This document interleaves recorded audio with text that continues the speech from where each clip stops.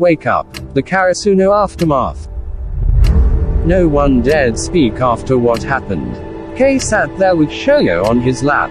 Shoyo's face buried on Kei's neck. Kei noticed that Shoyo's breathing was relaxed now as compared to earlier. But Kei still did not want to let go of Shoyo. There was no way Kei would want to let go of Shoyo after that. Kei noticed Atsumu appeared at the storeroom door. His hold on Shoyo tightened. Shoyo noticed even with his back facing the storeroom and held one hand on the back of Kei's neck to calm him. Atsumu was walking towards them. Nishinoya saw the tension going on and stood in front of where Kei and Shoyo were sitting. Stop this right now, Mia! Nishinoya yelled as Atsumu neared the pair. You have no right to do that to Hinata. Daichi and Sugawara stood on either side of Nishinoya, trying to block Atsumu from coming any nearer to where Kei and Shoyo were sitting. Atsumu stopped from his track and bent down.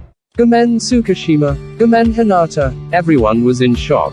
Shoyo turned to see what was happening. From Kei's lap, Shoyo slowly moved to sit beside him. Kei stared at Shoyo, analyzing his every move. Atsumu, come sit beside me. Atsumu was shocked to hear Shoyo's voice, and the fact that Shoyo wanted him near. Kei held Shoyo's hand. He did not know what Shoyo has planned, but he trusts Shoyo. He held Shoyo's hand tighter as Atsumu comes closer and sits on the other side of Shoyo. I'm sorry, Hinata. You scared me, Atsumu. Shoyo noticed Atsumu's swollen jaw but decided not to mention it. I know. I don't know what came over me ever since I got to Karasuno. I'm really sorry. Shoyo heaved a sigh, then ruffles Atsumu's blonde-colored hair. I'm glad you realized it this early. Atsumu nodded in agreement. Will you ever forgive me, Hinata? Just promise me you'll never do that again. Not to me. Not to anyone else. I promise. Atsumu dropped his forehead on Shoyo's shoulder and Shoyo once again ruffled his hair. This lasted for a few seconds. Until Kei pushed Atsumu's head away, leaving Atsumu stunned by Kei's action. Too close. Keep away from my sunshine.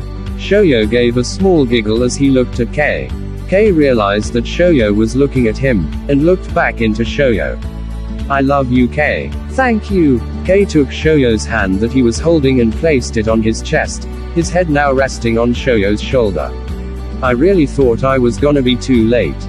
I told you. That's never gonna happen. I trust you. I love you so much, Sho. They were suddenly interrupted by the sound of a group of boys coming near the gym. Daichi and Shuga looked at each other and gave each other a nod. Daichi headed to the entrance door, while Shuga faced the team. I guess they're here. Who's here? We're going to have a practice match with Inarizaki. Just then, the Inarizaki volleyball team entered the gym. Daichi greeted them and led them to the bleachers where the Karasuno team was sat. Atsumu's eyes were straight to the floor. All the other Karasuno members were in shock. They had no idea about the Inarizaki practice game. Thank you for having us. Then there was silence. Osamu noticed his twin brother, Atsumu, and called out to him. Atsumu was surprised when he heard Osamu and looked at him. Osamu noticed Atsumu's swollen jaw and ran towards his brother. Shit, what happened? Osamu tried to touch it, but Atsumu flinched. My fault. Osamu raised an eyebrow. You did something stupid, huh? Kei interrupted. Oh yeah, really stupid.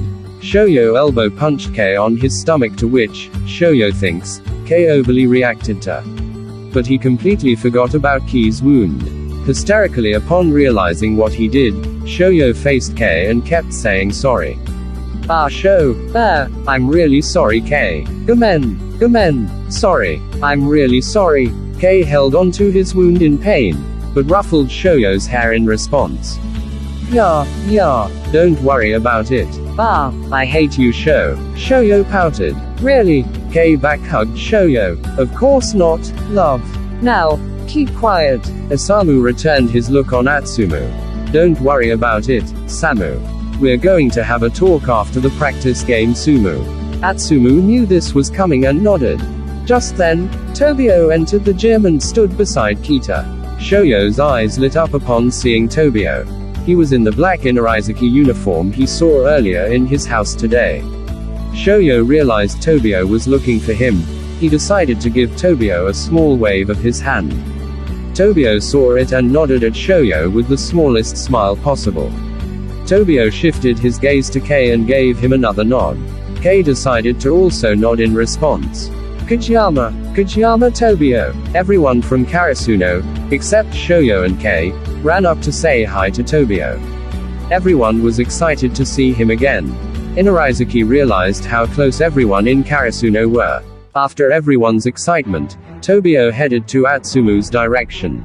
Shoyo, realizing this, called out to Tobio. Tobio, no. Tobio looked at Shoyo. After a few seconds of thinking, Tobio nodded to Shoyo with a smile. He faced Atsumu and held out his hand. Thank you for accepting my condition for the student exchange program. Atsumu could see the outstretched hand from Tobio despite him facing the floor. He took it, but I'll be coming back to Karasuno starting Monday. Tobio said this, looking at Shoyo the whole time. Everyone from Karasuno dropped the jaws upon hearing this. Nishinoya was the first to shout, yay, and everyone started hugging each other and cheering. Shoyo's eyes were filled with tears when he heard what Tobio said. He turned to Kei and hugged him. Kei hugged Shoyo back and looked at Tobio. He gave Tobio another nod and mouthed, thank you, without a sound. Tobio understood it and answered with another nod. I understand. Atsumu said this in the most serious tone he could utter. Tobio reached for his bag and took out an orange uniform. Oh, and I'll be playing with my team today.